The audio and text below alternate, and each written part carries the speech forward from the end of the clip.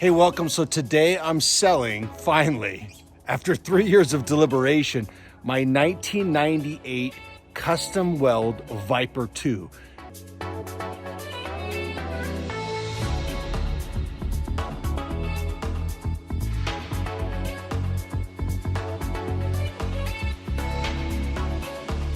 This boat is originally made in Idaho, designed for the river, came with an 80 horse jet drive, which is equivalent to about a 115 outboard. I replaced it recently with a 2005 saltwater 150 Merc, and it just explodes.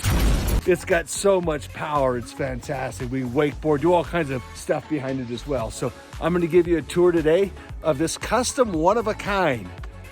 These colors not only do not run, you'll never see them on another boat. I had an artist personally draw this American flag being torn out of the aluminum side for me. So one of a kind. Let's take a tour. Here we go. We've got two outboards in the back. We've got the 150 Merc, which I purchased from Franzen Marine, one of the most well-known used outboard motor dealers that I could find on the planet. So Brian Franzen, great guy. Super clean Merc. Again, this is a saltwater engine that came out of Tampa, Florida. So I've had that on here all summer long. And again, the power is just absolutely insane. I'll show you under the hood of that here in just a moment. It's got the hydraulic trim for that. We've got an 8 horse kicker on the back here, which I just recently had tuned up. I'll show you a little video right now of that. Yeah, so this little 8 4-stroke Merc, she pushes this boat great. Pretty quiet, easy to steer here. Chill out here with your ass on the big motor. Yeah, she runs really well.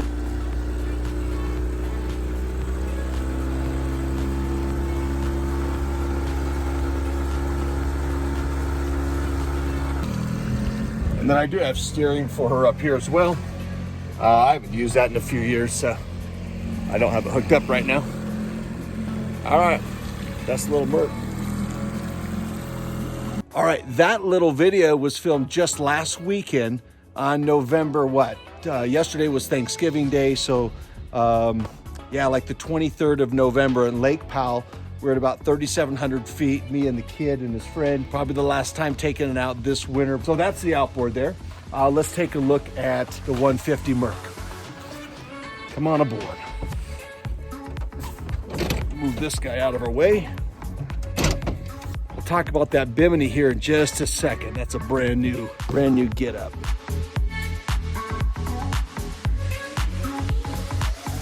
I took this boat down to Texas this summer. I had a oil tank dropped in here for us, a pressurized oil tank here that feeds up to this guy. I am not a mechanic at all.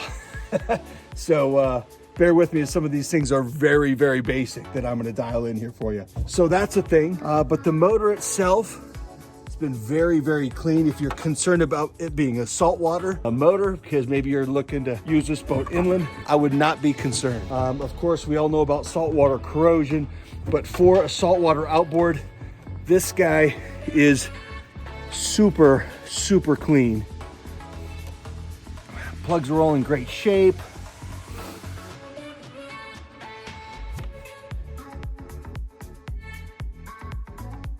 One element, again, I'm not a mechanic, not sure if it's a ground wire or what, but we've had a little issue with the alarm going off, like that temperature alarm. And so we've been temping it as well. We've tried a couple different senders. I can't quite figure that out. But so sometimes it kicks it on, sometimes it doesn't. Here's a little video, again, last weekend of us in Powell when we're running full steam. Right now we've got a 4-blade 19 pitch prop on this guy, and I thought I would like that 4-blade for that extra traction, because moving slow, I just got so tired of the jet when you're trying to dock a jet in the lakes. So I thought, oh, 4, well, the top speed isn't as big with that 4 prop, but the hole shot is ridiculous. And so I also have a couple other props. I've got a 16 pitch 3-blade aluminum, and then I've got a 21 pitch 3 prop stainless steel that I picked up down in Texas, and that one is my favorite. Here's a little video from this week in Lake Powell when my boy's driving. We're at this point, we're going about 4,600 RPMs. We're going about 40 miles an hour. Ideal RPM on this guy is about 55, and I need that 3-pitch 21, I think, to make that happen. But again, I've just had this motor this summer, haven't got it, everything dialed in on there. I'll get to why I'm selling the boat here in just a little bit. Here's a video Lake Powell of us temping the engine. Here you go, we'll roll on that. Okay, starboard side's at about 100. Port side about 135. Shad, take it up to 3.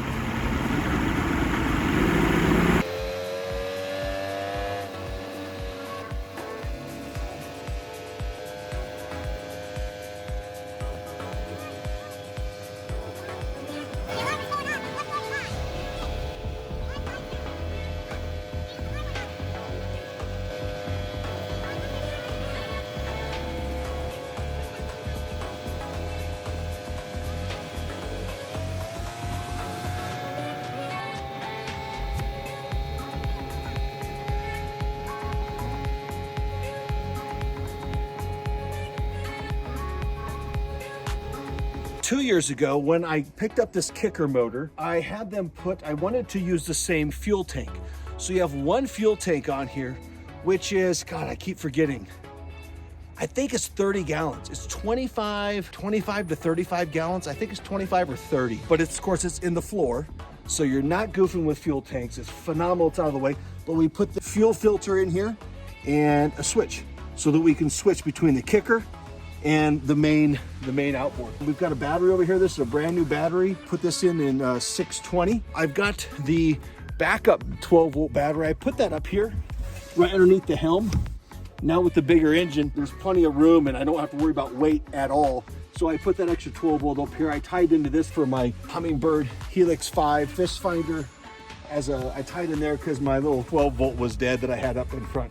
So that's nice to be on there. Here's a control also for the kicker, for the outboard rather, so you can control the power up there. We haven't been doing a lot of trolling in the last couple years. I also have this guy here. And so this guy attaches to the two outboards together like so that you can drive from the helm. You saw in that video when I was driving from the backside, I just didn't take the time to hook this up. So I just was putting around here doing some bass fishing a little bit. So you can drive from the outside and you can control it from the outside from the front. So there's that. We put a swim platform. I put that on there last year or so. And I put double brackets on there so it's nice and strong. So we've got a 3-step swim platform on there as well. We've taken this boat a bunch in the Colorado River. And for us, it's been mostly a lake. Of course, now with the 150 prop on it, it is simply a lake boat right now. Although my thought long-term would be to hang on to that, grab a new lower unit, a jet drive on there, and then this thing in the river would be amazing. I'll roll on a few clips right now of this guy in the river here in the Colorado River. We're at 4,400 feet. And this is with the 80 Merc, and you'll see what it does. You're handling some amazing water because you can put a electric motor on this sucker and go up in the high mountain lakes, or you can take this into the ocean as well. So here, let me roll on those clips. A couple years ago, we were in the Colorado. Check this out.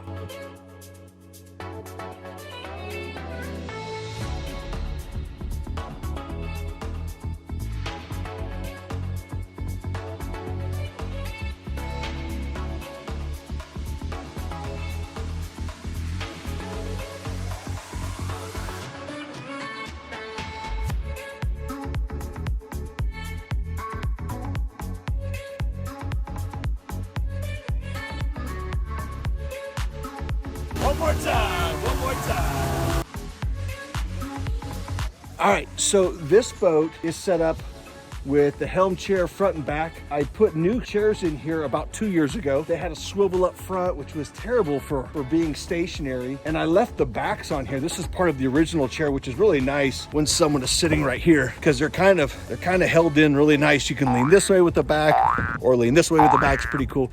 And of course, I dropped a couple of Bass Pro Shops in here. Chairs in here. Those may or may not go with the boat. We'll see. Okay, so these custom seats that we did, these open up like so. If you're into boats, you know about that. So we've got nice, great storage there. but I also put these on a couple years ago. So now you can access them down here as well. Can you see that good enough? So that was a game changer. A lot of simple, small stuff that we did. The rod holders on the side, those are brand new this year. Obviously that foam deteriorates over time, so we've got 3 rods on each side. So those are nice. I've got a brand new light pull for this guy.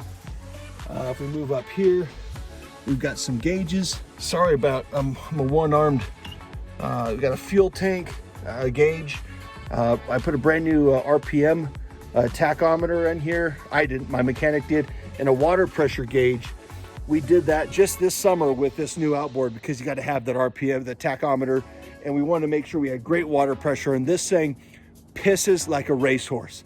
So we got great water flow. Oh, I mentioned the temp sensor going off, and I had them tear down one of the heads to make sure there wasn't obstruction in there. So I feel great. It doesn't get hot, as I showed you in that other video, but it could be a ground wire. I'm not really sure. That's something you just have to be a hell of a lot smarter than me. That's the seats. That's the main horn works. We've got windshield wipers for the big chop, bilge pump, and of course we got navigation lights. That is, yeah, put a little suicide handle on there. That's kind of nice. I did drop some extra rod holders back here in the back originally, so I had 6 rod holders in the back, but I found these wicked cool rod holders from a guy out in Oregon. And so these guys here, he custom made these for me. So I had these custom made and shipped out from Oregon, and they're absolutely fantastic. Way to get those rods, yeah, out of your way. The bow, fantastic. It's got drainage on both sides of the bow. I had 2 brand new tires and wheels put on this. That was earlier this summer, right before Texas. So we've got 2 brand new tires, great tread, new wheels, and then we've got 2 spare tires up here now. So just making that big trip, I wanted to make sure I had plenty of, I didn't have to stop and look for a spare. I put a brand new jack on it also this year. All right, cool. The Bimini. So the Bimini system, I have, that was brand new. I think that was also 2 years ago. It is in great shape. I'll drop some pictures right now in here of kind of the enclosure and some pictures like that. But it's really nice. It's a full enclosure. I don't travel with it up there, but it's nice at home. I can move it up and down. All right, so Bimini enclosure, here we go.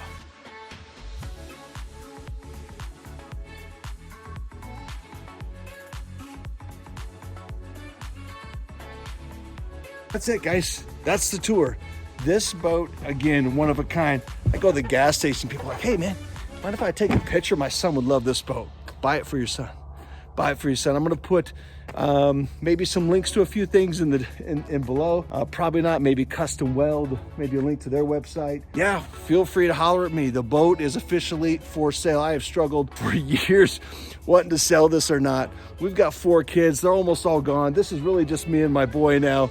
The wife is not ready to go camping in the tent because this is what happens when you go camping with my boy and I at Lake Powell. Check this out. Beautiful morning at Lake Powell. First we have our anchor, securing our tent. So this was Lake Powell mayhem last night. This is how we woke up this morning and slept all last night. Perfect, no problem. Nice job, by the way, Chef.